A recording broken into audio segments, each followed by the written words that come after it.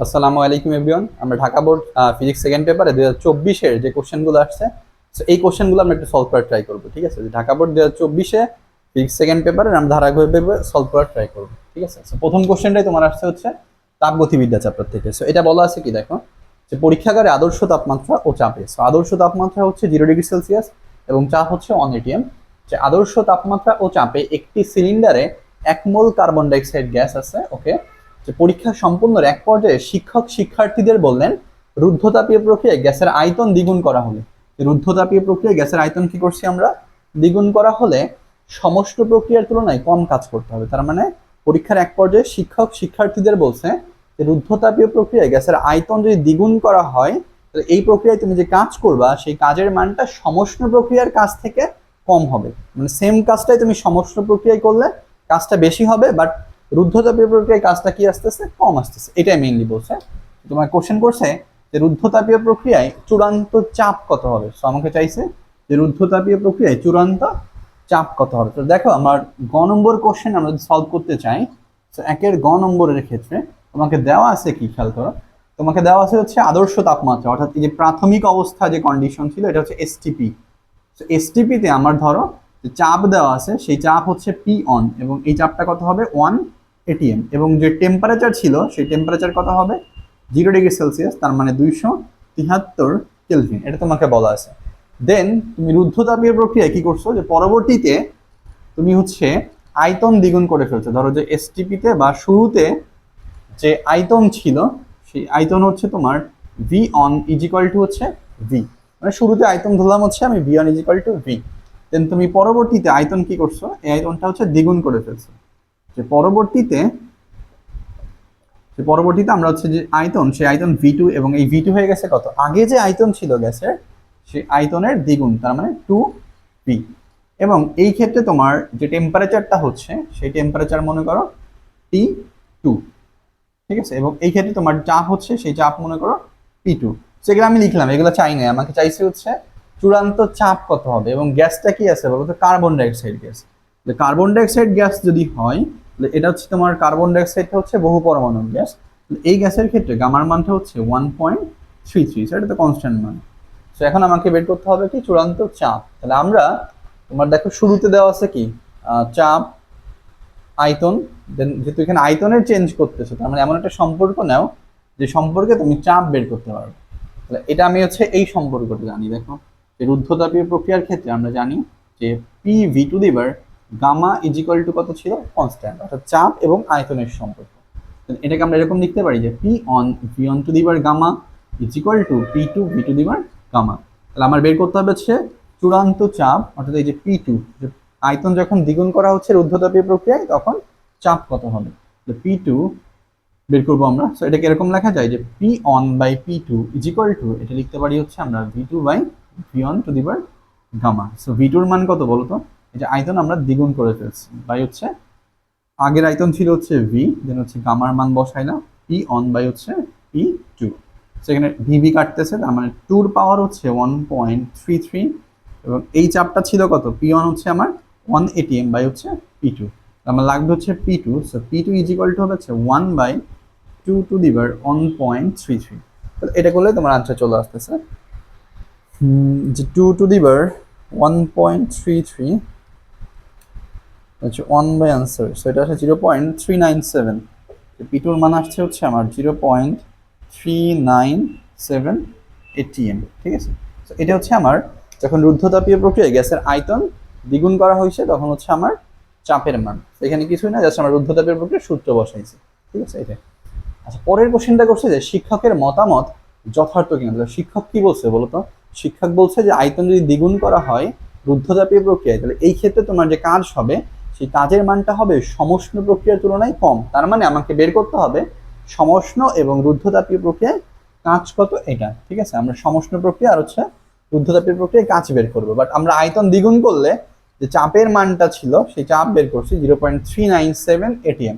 তো এটা আমরা একটু লিখে রাখি, পি টুর মান হচ্ছে 0.397 atm, অর্থাৎ এটা হচ্ছে যখন আমি গ্যাসের আয়তন দ্বিগুণ করছিলাম রুদ্ধতাপীয় প্রক্রিয়ায় তখন তোমার যে চাপ আসতেছিল সেই চাপটা। আমরা প্রথমে হচ্ছে ঘ নম্বরের ক্ষেত্রে যে দুইটা প্রক্রিয়া, অর্থাৎ সমষ্ণ প্রক্রিয়া এবং রুদ্ধতাপীয় প্রক্রিয়া কি বের করবো? আয়তন বের করবো। ফার্স্টে হচ্ছে আমরা যে রুদ্ধতাপীয় প্রক্রিয়ায় আয়তন বের করি, যে রুদ্ধতাপীয় প্রক্রিয়ার ক্ষেত্রে গ্যাসের আয়তন দ্বিগুণ করা হলে কাজ কত হবে? তাহলে আমরা রুদ্ধতাপীয় প্রক্রিয়ার ক্ষেত্রে কৃত কাজের সূত্র কি জানি? ধরো W1 ইকুয়াল টু আমাদের এরকম সূত্র ছিল যে NR divided by gamma minus one into T1 minus T2। এটা আমরা জানতাম যে রুদ্ধতাপীয় প্রক্রিয়ার ক্ষেত্রে। সো এইটাতে করতে গেলে আমার টেম্পারেচার দরকার হবে। T1 মানে হচ্ছে যে প্রথম ক্ষেত্রে, অর্থাৎ STPর ক্ষেত্রে 273, এবং T2 হবে হচ্ছে তুমি যখন রুদ্ধতাপীয় প্রক্রিয়ায় আয়তন দ্বিগুণ করছো ওই ক্ষেত্রে তাপমাত্রা। বাট আমরা এইটাতে না করেও আরেকটা জিনিস দিয়ে করতে পারি, সেটা হচ্ছে এই সূত্রটাকে আমরা একটু এক্সটেন্ড করে যে এরকম লিখতে পারি যে W1 ইজ ইকুয়াল টু, এটাকে লেখা যায় তোমার P on V on minus P2 V2 by হচ্ছে গামা মাইনাস অন। সো এটাতে করলেই হয়ে যাবে, কারণ আমি গ নম্বর কোশ্চেন থেকে আয়তন দ্বিগুণ করলে যে চাপ আসতো সেই চাপের মানটা বের করে ফেলছি। অর্থাৎ আমার শুরুতে চাপ ছিল হচ্ছে 1 ATM STPর ক্ষেত্রে, এবং পরে তুমি আয়তন দ্বিগুণ করলে এই চাপটা হয়ে গেছে কত বলো তো? এই চাপটা হয়ে গেছে 0.397 ATM, এবং তোমার শুরুতে যে আয়তন ছিল আয়তন ধর হচ্ছে V on is equal two হচ্ছে V, এবং তোমার এই V2 কত হবে? এই V2 হচ্ছে আমার সেই 2V, আয়তন দ্বিগুণ করা হচ্ছে, ঠিক আছে? কিন্তু এখানে আয়তন আমরা জানি না যে এসটিপিতে আদর্শ তাপমাত্রার সিলিন্ডারে 1 মোল কার্বন ডাইঅক্সাইড গ্যাস আছে, ঠিক আছে? এখন যদি তুমি আদর্শ তাপমাত্রা বা আয়তন ধরে নাও, তাহলে আদর্শ ক্ষেত্রে আয়তন কত হবে? বা এসটিপিতে আয়তন হচ্ছে 22.4 লিটার, এটা ধরা যাইতে পারে। এসটিপিতে আমার এই আয়তন ধরলাম হচ্ছে 22.4 লিটার, তাহলে এটা দ্বিগুণ করলে কত হবে? 44.8 লিটার, ঠিক আছে? এসটিপিতে তোমার আয়তন হচ্ছে 22.4 লিটার, আর আয়তন দ্বিগুণ করলে হবে 44.8 লিটার। তো এখানে আমার মান বসাইলে তুমি রুদ্ধতাপীয় প্রক্রিয়ায় কাজ পেয়ে যাচ্ছ। পি অন হচ্ছে 1, ভি অন কত হবে? ভি অন হচ্ছে 22.4 মাইনাস P2 মান হচ্ছে 0.397 ইন্টু হচ্ছে 44.8 ডিভাইড বাই গামার মান কত ছিল? 1.3, কারণ কার্বন ডাইঅক্সাইড হচ্ছে বহু পরমাণু গ্যাস, তার মানে গামার মান 1.33 মাইনাস 1। সো এটা করলে তুমি আসলে কাজ পাচ্ছ যে রুদ্ধতাপীয় প্রক্রিয়ায় কাজ কত আসতেছে। সো এটা আমরা পাবো হচ্ছে 24.8 ইন্টু 0.397। সো এটা আসে হচ্ছে আমার 22.4 minus answer divided by 0.33। So এইটা পাবো হচ্ছে 13.98, বা এটা তুমি 14 লিখতে পারো, বা 13.98 জুল। এটা আসতেছে হচ্ছে আমার রুদ্ধতাপীয় প্রক্রিয়ায় কাজ। আমাকে আরেকটা কি বের করতে হবে? সমষ্ণ প্রক্রিয়ায় কাজ।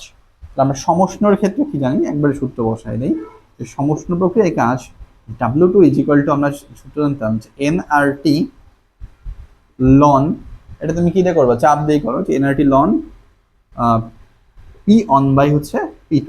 মানে চাপের সূত্র ছিল যে মেইন সূত্র হচ্ছে NRT ln V2 by V one, কিন্তু চাপের সাথে আয়তনের সম্পর্ক ব্যস্তানুপাতিক। তার মানে চাপ দিয়ে লিখলে সূত্রটা হবে NRT ln P one by P2। So N কত বলা আছে? 1 মোল বলা আছে না? আর এর মান কত হবে বলো তো? 8.3 অন 4। তুমি এখানে টি কত? টি হচ্ছে যে শুরুর তাপমাত্রা, এটা কিন্তু সমষ্ণ, তার মানে এসটিপিতেই যে তাপমাত্রা ছিল ওই তাপমাত্রা, তার মানে 273 kelvin ln P one by P2। So P one ছিল হচ্ছে 1 ATM, আর P2 এর মান হচ্ছে এই যে 0.397, ঠিক আছে? আচ্ছা, এটা সমষ্ণ প্রক্রিয়ায় তোমার যে চাপ আসতেছিল ওই চাপটা, সরি এটা তোমার সমষ্ণ প্রক্রিয়া চাপ, এটাতে রুদ্ধতাপীয় প্রক্রিয়ার চাপ না কিন্তু, কারণ এটা আমার সমষ্ণ প্রক্রিয়া। তার মানে আমাকে এই সমষ্ণ প্রক্রিয়ার চাপটা বের করে নিতে হবে। আমরা সমষ্ণ প্রক্রিয়ায় চাপ কেমনে বের করতে পারি? দেখো এই মানে জাস্ট কাজটা রেখে আমরা মুছে দিই যে সমষ্ণ প্রক্রিয়ার ক্ষেত্রে আমরা চাপ বের করার সূত্র কি জানতাম?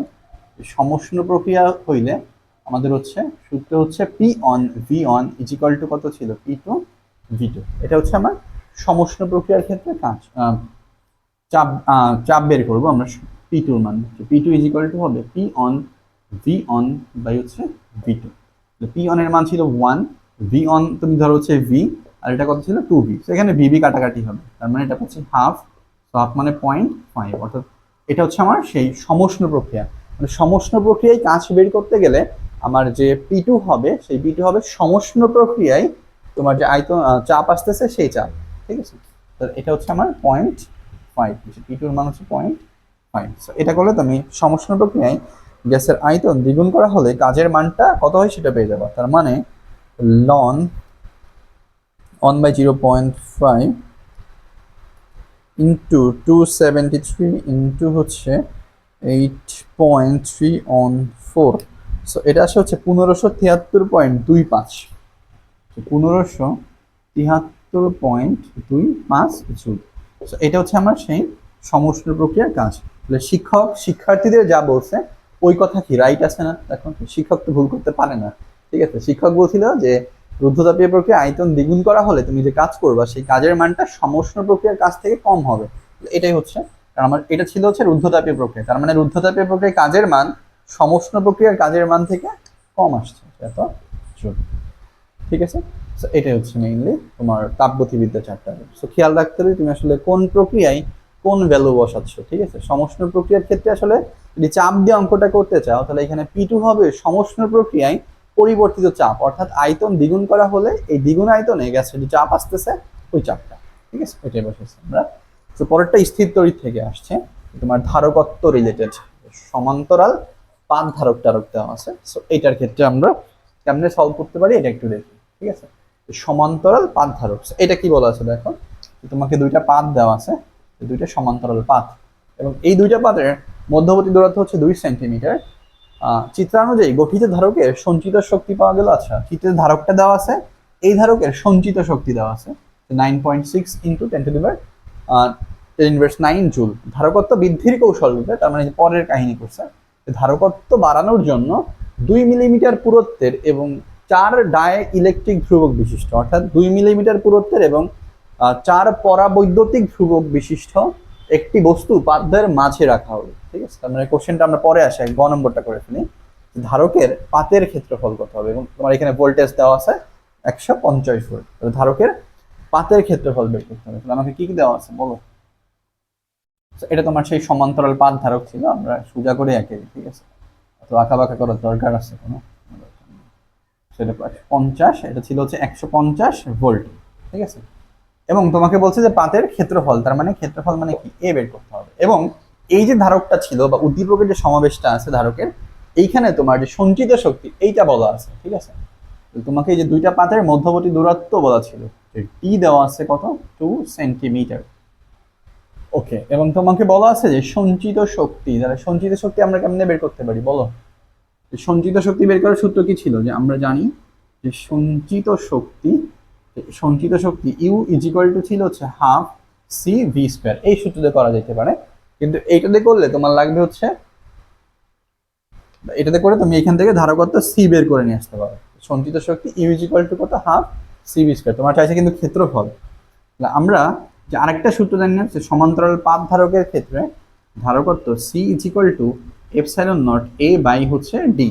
এখন এখানে কে আসে বা পরাবৈদ্যুতিক ধ্রুবক, যেহেতু প্রথমে তোমাকে বলে নাই যে দুইটা পাতের মাঝখানে কোনো অন্য কোনো ডাই ইলেকট্রিক ধ্রুবক বিশিষ্ট পদার্থ আছে নাকি বায়ু আছে, তো ওই ক্ষেত্রে আমি ধরে নিব যে প্রথম ক্ষেত্রে তোমার দুইটা পাতের মাঝখানে বায়ু আছে বা বাতাস আছে, আর বায়ু অথবা বাতাস থাকলে ডাই ইলেকট্রিক ধ্রুবকের মান হবে হচ্ছে 1, ঠিক আছে। তার মানে আমি ধরে নিচ্ছি শুরুতে তোমার এখানে কি আছে, বাতাস আছে।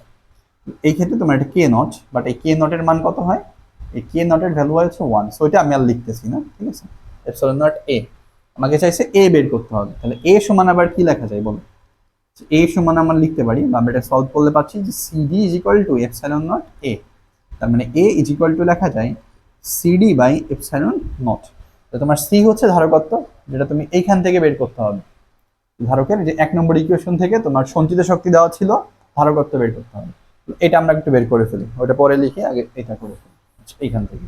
তো আমরা বুঝলাম যে আসলে কি লাগবে আমাদের, তার মানে সি ইজ ইকুয়াল টু লেখা যায় 2u বাই হচ্ছে ভি স্কোয়ার, তার মানে 2, এই যে সঞ্চিত শক্তি বলা আছে দেখো 9.96 ইন্টু 10⁻৯, ওকে। আর ভির মান কত দেওয়া আছে 150 তার 3 স্কোয়ার, ওকে। এই ক্ষেত্রে আমরা তোমার যে ধারকটা দেওয়া আছে এই ধারকের সঞ্চিত শক্তি পেয়ে যাচ্ছি, ঠিক আছে। আচ্ছা, ক্যালকুলেট হয়ে গেল। এটা পাচ্ছি হচ্ছে আমরা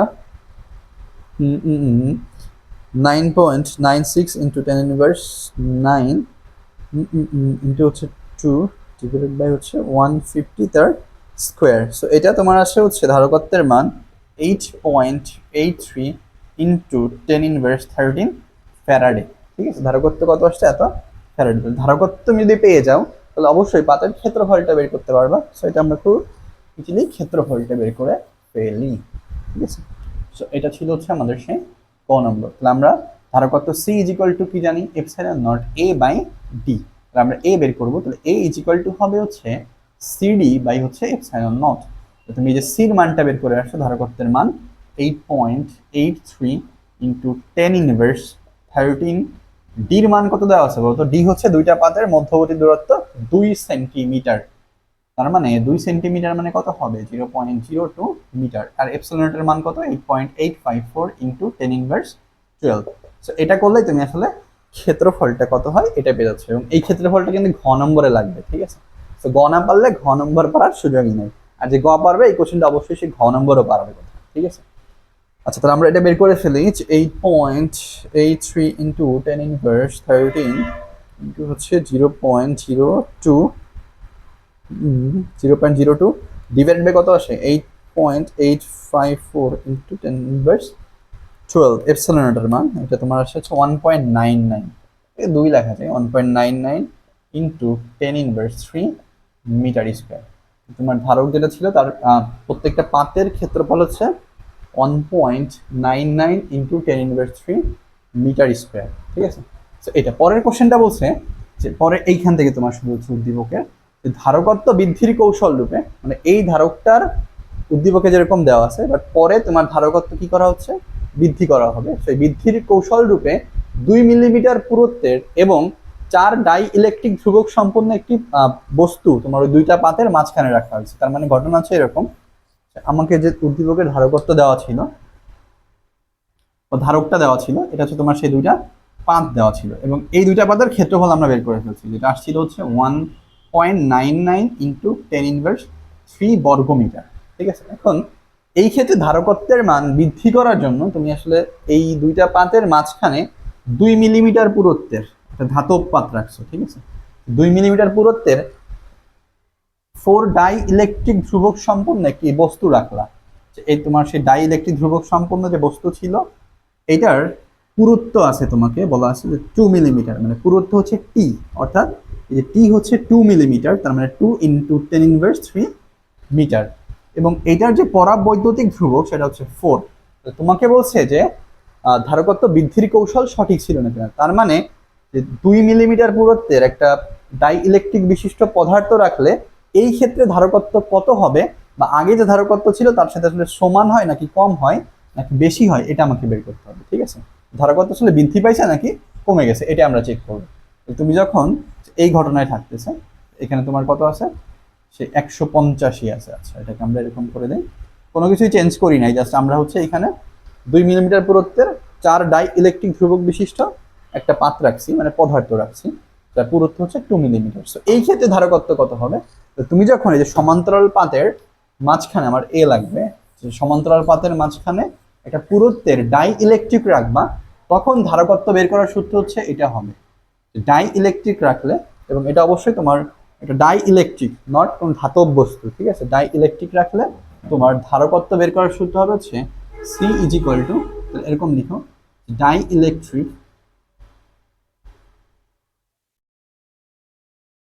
ইলেকট্রিক রাখলে ধারকত্ব হচ্ছে C is equal to epsilon naught A, তোমার সূত্র ছিল D minus T into 1 minus 1 by K. So এটা হচ্ছে আমার যখন ডাই ইলেকট্রিক রাখা হবে টি পুরুত্বের, তখন ধারকত্ব আসতেছে C is equal to epsilon naught A D minus T into 1 minus 1 by K. So এখানে ভ্যালু বসালেই তোমার কাজ শেষ, অর্থাৎ C is equal to epsilon নটের মান হচ্ছে 8.854 ইন্টু 10 ইনভার্স 12, আর এর মান কত ছিল? এ হচ্ছে তোমার এই যে পাতের ক্ষেত্রফল 1.99 ইন্টু 10 ইনভার্স 3, দেন হচ্ছে ডি। সো ডি হচ্ছে আমার এই যে দুইটা পাতের মধ্যবর্তী দূরত্ব, এটা কিন্তু 2 সেন্টিমিটারই আছে, ঠিক আছে। তার মানে 0.02 মাইনাস টি কত হবে? টি হচ্ছে তুমি যে ডাই ইলেকট্রিক রাখছো তার পুরুত্ব, তার মানে এটা আসে 2 ইন্টু 10 ইনভার্স 3। সো এটা হচ্ছে তোমার 2 into 10 inverse 3, 1 minus 1 by K. So K এর মান কত বলো তো? ডাই ইলেকট্রিক হচ্ছে 4। সো এটা করলে তুমি আসলে যে তখন ডাই ইলেকট্রিক রাখতেছো তখন ধারকত্বের মান পেয়েছো, এবং এই ধারকত্বের মানটা আসলে আগে যে ধারকত্ব ছিল তার থেকে বেশি হবে নাকি কম হবে, এটা আমরা বের করবো, ঠিক আছে। তো এটা আমরা করলে আসলে পেয়ে যাবো যে তোমার সেই ধারকত্ব কত যখন ডাই ইলেকট্রিক রাখা হচ্ছে। কিন্তু আমরা গ নম্বরের আনসারটা মুছে ফেলছি, ধারকত্ব কত ছিল। তো এটা আমরা এখানে জাস্ট তুমি ক্যালকুলেশন করে এই মানটা বের করলে হয়ে যাচ্ছে।